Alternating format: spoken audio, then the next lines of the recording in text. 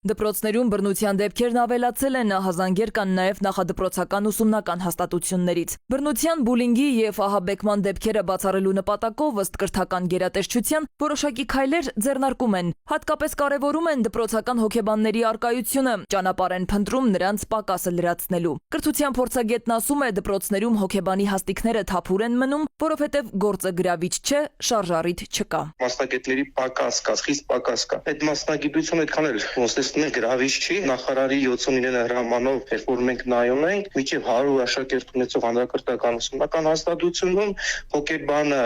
0.50 դրամի միավոր է եւ միջինում կստանա 40,000 դրամ աշխատավարձ։ Այս 40,000 դրամով հաստատ մոտիվացված չեն մանավանդ մարզերում հոգեբան աշխատեն։ Հոգեբանն էլ ավելացնում է, բարդ է իրականացնել այն ահռելի աշխատանքը, որն այսօր մեկ մասնագետի ուսերին է։ Յուրաքանչյուր դպրոցին ըստ նրա առնվազն 4-ից 5 մասնագետ է անհրաժեշտ։ Մի դպրոցում մեկ հոգեբան է գծված, ու ես ինքս չեմ պատկերացնում առհասարակ մեկ հոգեբանը այդքան երեխաների հետ միայնակ ինչ կարող է անել։ Դրա համար շատ խնդիրներ իհարկե բաց են թողնվում։ Կարծում եմ այսօրվա դպրոցում եւ կարիք կա աշխատելու ուսուցչական անձնակազմի հետ, նույն նյարդահոգեբանական կայունության վերաբերյալ, միջանձնային կոնֆլիկտների հաղթահարման վերաբերյալ, շատ ուսուցիչներ երեխաներին մոտենում են անհատական սուբյեկտիվ փառասիրությունից, անձնային խնդիրների տեսանկյունից, որոնք որ լուծելի են։ Փորձագետները միաբերան ընդգծում են, դպրոցական հոգեբանները այսօր չեն իրականացնում այն գործառույթը, որը նրանցից ակնկալվում է։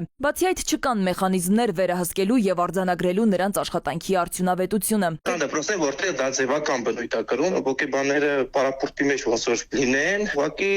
գալիս են դպրոց եւ որևէ գործառույթ չեն իրականացնում։ Նամանավանդ այն դպրոցներում, որտեղ ներառական կրթության երեխաներ չկան։ Կոնկրետ չափորոշիչներ չկան եւ կոնկրետ աշխատանքը որպես այդպեսին հետադարձ կապով գնահատելի չէ։ Սա բացի թողի վիճակներից մեկն է։ Մենք պետք է գնահատում իրականացնենք, որ դասարանում ինչ խնդիրներ կան, 6 ամիս անց, 3 ամիս անց, 1 տարի անց այդ խնդիրները ինչպես են շտկվել եւ լուծվել։ Կամ առհասարակ դպրոցի ներանձնային մթնոլորտը, ներանձնային փոխհարաբերությունների որակը ինչպիսին էր եւ աշխատանքի հետո ինչպիսին է դարձավ։ Մասնագետը հիշեցնում ու միաժամանակ ուղղորդում է. հոգեբանի գործառույթը ազատ է, նա է որոշում ինչ մեթոդներով աշխատել երեխաների ու ուսուցիչների հետ։ Նախարարությունից էլ ժամին հայտնում են, որ հոգեբանի աշխատանքը առավել գրավիչ դարձնելու նպատակով կառավարությունն այժմ շրջանառում է որոշման նախագիծ, որը այս ոլորտում աշխատողների համար հավելավճար է նախատեսում կամավոր ատեստավորման արդյունքներով։